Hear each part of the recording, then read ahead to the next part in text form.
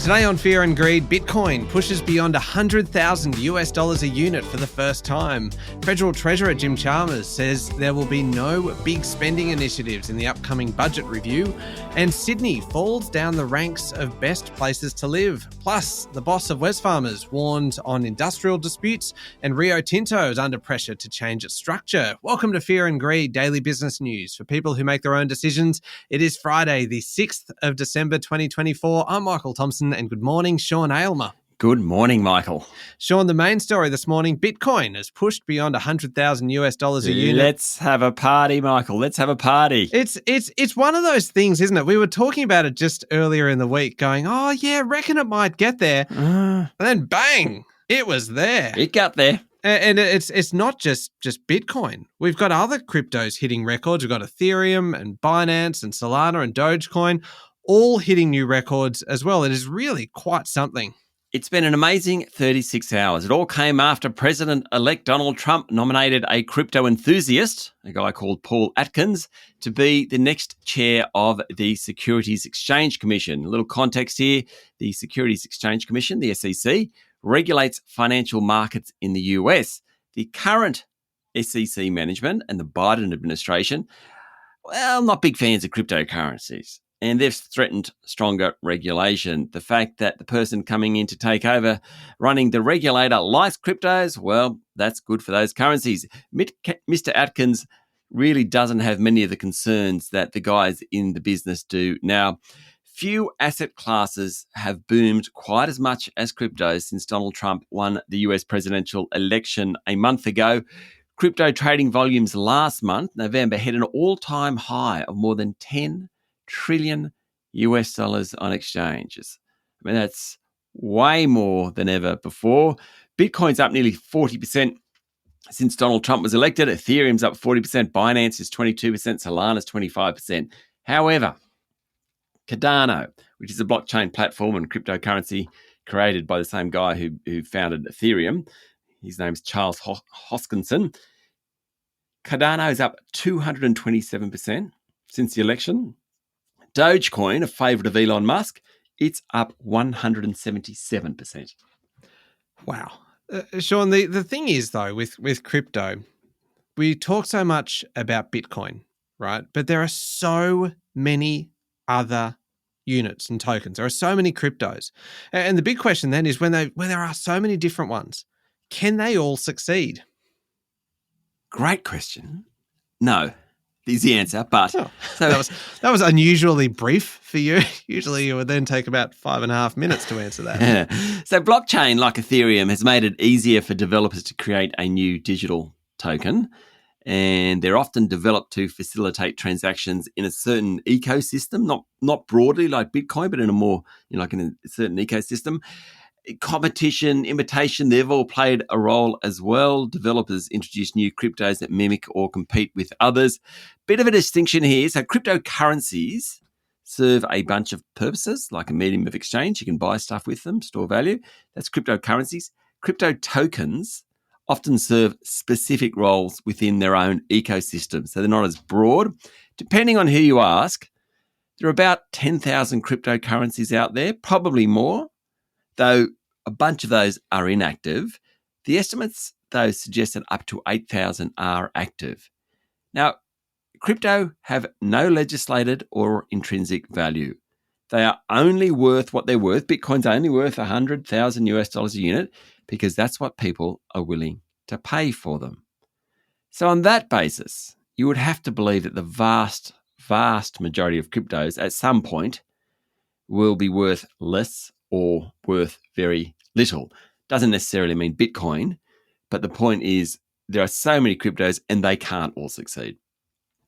You didn't let me down there. After the 5 minutes? After your short intro, just the no, you then proceeded to explain. It's like a maths exam where it was like, show you're working. That's it. show my working. Yeah, you had to demonstrate why you got to that answer, and you successfully demonstrated that, Sean. Let's move to local markets. How did things go yesterday? The S&P ASX 200 closed up just a touch to 8,475 points. Basically, tech stocks did well, so too consumer discretionary companies. Consumer discretionary is a term used on the market. It's there's two types of consumer companies, the staples and the discretionary. The staples, think Coles, Woolies, the ones that you sort of go to no matter what's going on. Discretionary, well, it's more your discretionary income. JB Hi-Fi, Harvey Norman, those sorts of companies. Anyway, consumer discretionary did pretty well. The property companies didn't do so well. Best on the day among the large caps, Pro Medicus. Well, what a surprise. We seem to say that every second day, don't we? Wise Tech Global did well. The software company, Transurban, that's the toll company. Coles, Northern Star is a gold company. South 32 is a big miner. They all did pretty well. Worst was Goodman Group, which is the biggest property group. Santos and Woodside, they're the oil and gas guys. BHP was down, so too James Hardie's. International markets. I'm sure there's plenty going on, Sean. Another day, another record high for Wall Street, Michael. What a surprise. Tech stocks this time. The NASDAQ, which is 100, or the NASDAQ 100, is the 100 mostly tech stocks on Wall Street. That is an index of those companies. It rallied 1.3%. The S&P 500, which is the top 500 companies on Wall Street, it jumped a little over 0.5%. One stock of note is Australian-based Atlassian, a great success story from this country. It's listed, though, on the NASDAQ, not here. It jumped more than 6% after it did a deal with Amazon Web Services. Oil prices are a touch higher. Gold's around $26.50 an ounce. Iron ore is back to $106 a ton. Good news there for the miners. But the Aussie dollar, the poor old Aussie dollar, down to 64.4 US cents. Not helped by that rally in Bitcoin. Sean, after the show, a bit of a change of pace talking about kind of Bitcoin and global markets. We are bringing it very much back to what we do at home and what we spend, where we spend our money, what we buy in the supermarkets. You're talking to Ben Dixon, the CEO of Fonto. It's a fantastic chat about people's perceptions. So we start talking about Woolies and Coles and what's going on there with the regulatory concern over those two and what it actually means for sales. And then we talk about Temu. Anyone out there who has a child knows Temu. You know, we used to have Amazon and eBay. Temu is now actually bigger than eBay, not as big as Amazon in this country. But we talk about its growth, customer loyalty. We also talk about how McDonald's offers so much coffee and is such a big player in the coffee world now. Great chat. Yeah, great chat about those consumer brands. That is coming up after the show. Stick around, though. We are still talking Wesfarmers and Rio Tinto, and we're going to talk about uranium, Sean, and this massive espionage campaign involving China as well. Some great stories coming up. We'll be back in a moment with the rest of the day's business news.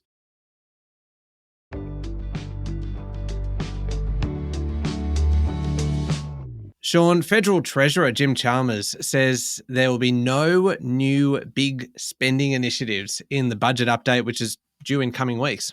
The mid-year budget update won't be a mini budget, he said, rather an update of this year's budget in May. Now, this is one of your favourite acronyms. Is it MyEFO? MyEFO, yes. Oh.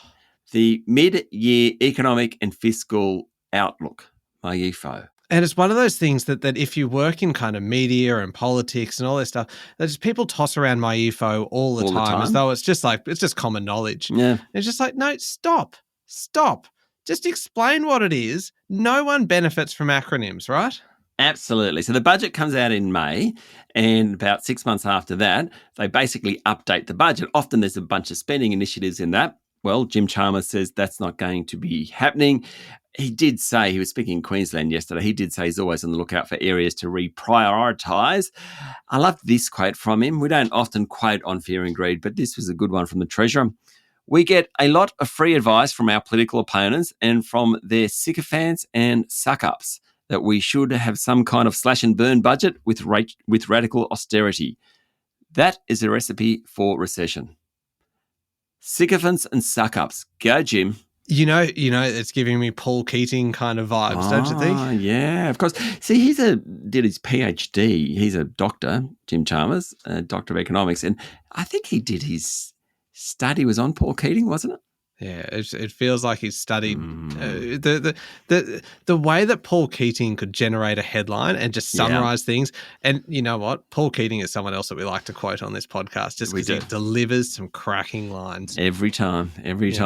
Of course, Jim Chalmers is under some pressure because Wednesday's GDP figures, well, they weren't good. They show the only reason the economy expanded last quarter was government spending. The Treasurer needs to pull back some government spending without pushing the economy into recession. Very, very fine line, that one. Yeah, that's a tough balance. Now, Wesfarmers Chief Executive Rob Scott says he is increasingly worried about the rise in industrial activity, saying that it could feed into inflation at what is the worst possible time for Australian families. So Wesfarmers is Australia's biggest conglomerate, owns Bunnings, Officeworks, Kmart Group. I mean, it's got a big health business, including Priceline pharmacies. It's also got these chemicals business and an energy and fertilizers business and an industrial and safety business. Massive company based in Perth, 120,000 employees, nearly 500,000 shareholders. Yesterday, Mr. Scott, when asked about the dispute between warehouse workers and Woolies, said the dispute is part of a worrying trend in Australia that is starting to spread. He said, ultimately, the consequences hit the supply chain and that feeds through to higher prices. That's not what we need in the run-up to Christmas, particularly when we already have a cost of living crisis. Sean, I mentioned Rio Tinto earlier, and the company's under pressure to unify its dual listing structure, offering shares only in Australia, though the thing is that the boss of the company is actually against the idea. Yes, so this is one of those stories where we tend to give people a lesson. So just put up with us for a moment. Like at the moment, you could buy a Rio share on the ASX, or you could also buy it on London's FTSE, so the British share market. BHP used to be the same. It dropped that idea about, it was early 2022. When it dropped it, it boosted its size because you could only trade it in Australia, and it made BHP the biggest company on the bourse back then. Some shareholders think Rio should do the same. About 77% of shares in Rio are actually traded in the UK, 23% in Australia. Maybe the argument is it should just go to the UK, not Australia.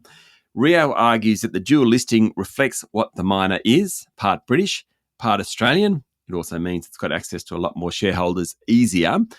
The Australian shares actually trade at a slight premium because we have franking credits in this country. That's a benefit. So therefore, the share price of Rio here is slightly higher in the UK. Yesterday, Mr. Stousholm hinted at actually issuing more Aussie shares to fix the imbalance, which is the opposite of dropping the dual listing. He has some big shareholders, though, wanting him to drop it. The comments came at an investor briefing. Mr. Stousholm also forecast big jumps in copper output for the company over the next year or so. They are trying desperately to offset their reliance on iron ore, Michael. Is franking credits really the main reason that you would pick Australia over the US in terms of the size? Over the UK. Because obviously the size of the market in the UK is bigger. Yeah, it's a good question. I don't know why. I mean, they're an Australian company, and I think it's difficult for them to. So some of the healthcare companies, particularly, have left Australia and just become US companies with sort of secondary listings here. Very hard for a big miner like Rio Tinto. BHP decided to come home. Very hard for them to do that. I think that's probably, they've got this social license, Rio, to go and blast and mine in Western Australia, in the Pilbara, in the Kimberley. And I think they have to look after that. And if they actually left and became a British company, I think that'd be a problem. Oh, yeah, that actually makes sense. Now, uranium stocks, Sean, are now the most shorted companies on the ASX. This is interesting. This is not a list you want to be on. When you say shorted, basically big investors are taking a bet that your share price is going to fall. Lithium stock Mineral Resources has been the number one shorted stock for months. No more. It's down to number 7. Uranium stocks, they ran very hard until the first half of this year. They've come off a bit. We're talking about Paladin, Boss Energy, Deep Yellow. Fantastic name for a uranium company, Deep Yellow. Name. Yep. They're all high on the list of shorted stocks. There are a few battery minerals companies, so Sierra Resources, Pilbara Minerals, Mineral Resources we just mentioned, Liontown. So a few of those companies. There's also some other familiar names on the top 15 or 20 stocks that are shorted. big investors betting that they're going to go the wrong way. Domino's Pizza's one. Corporate Travel Management's another. Seek is in that. And so too, in fact, is Rio Tinto. All right, now, Sean, turning to international news, the French government has collapsed after Prime Minister Michel Barnier was removed after a no-confidence vote. He was only appointed 3 months ago by President Emmanuel Macron. Mr. Barnier has been under fire ever since he used special powers to force through his budget without a vote in Parliament. Now, that budget was a tough budget. It included big tax increases, huge spending cuts. What's happened? The far right teamed up with the leftist bloc in Parliament to vote the Prime Minister out. That's the first time that's happened in France in more than 60 years. Mr. Macron now needs to find a new PM. French Parliament is a tricky beast. It's divided into 3 blocks, and none of which have a majority. So Mr. Macron needs to find some that they'll all agree with. Also, Michael, just a quick update of the crisis in South Korea. President Yoon declared martial law and then a few hours later said he wouldn't do it. He blamed his defense minister at the time, saying, well, he gave me the idea. Now, he carried it out, obviously, but he said the defense minister gave me the idea. Anyway, he sacked him yesterday. Yeah, that has all the hallmarks of a Band-Aid solution. Yeah, I think so. Yep. Now, I mentioned this extraordinary story about espionage, Sean. Chinese government hackers have compromised telecommunications infrastructure around the world as part of a massive espionage campaign that has affected dozens of countries. Now, this is according to a top US security official. This story has been bubbling for a couple of months, but there's been no real confirmation. And obviously, when you're talking about Chinese government hackers getting into governments of countries, those governments don't want to talk about it. A woman called Anne Neuberger, who's President Joe Biden's Deputy National Security Advisor for Cyber and Emerging Technology, came out and said the so-called Salt Typhoon campaign is ongoing and that at least 8 telecommunication firms in the US have been breached, according to a report in the Wall Street Journal. Now, the Chinese government has totally denied responsibility for the hack. The US don't believe them. Certainly the remarks are the most specific public acknowledgement yet by the US government concerning this vast scope and severity of the hacking campaign, which investigators have traced to a Chinese intelligence agency. I know this is really serious, but Salt Typhoon is a cool name. Don't you think? Like, if you were going to get if you had a telco and you were going to get hacked, you'd want it to be as part of a Salt Typhoon campaign. Yeah, I think so. Anyway, Sean, the Mercer Quality of Living Report has been released, and Zurich takes out the top spot. Sydney has slipped down the list to number 12.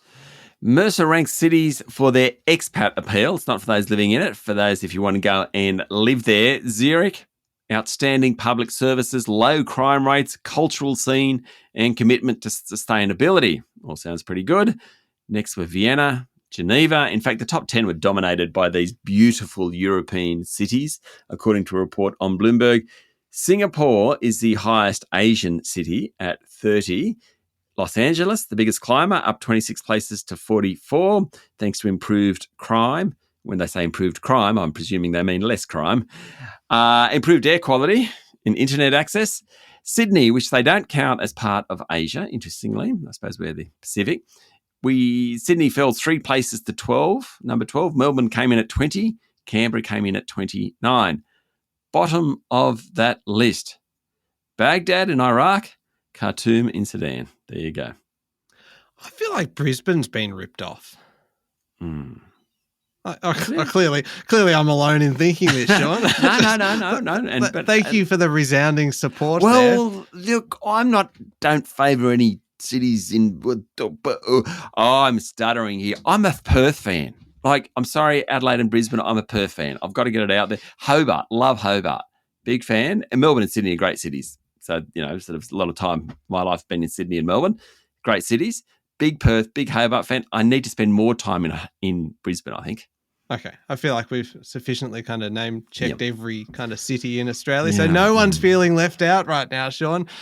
Up next is the Fear and Greed Daily Interview. Ben Dixon, CEO of Fonto, great interview talking about everything from retailers right through to coffee in Australia. Check that one out. It's coming up in the Fear and Greed playlist on your podcast platform or at fearandgreed.com.au, and keep an eye on your playlist as well. At midday, there's a new episode of Ask Fear and Greed where we answer listener questions.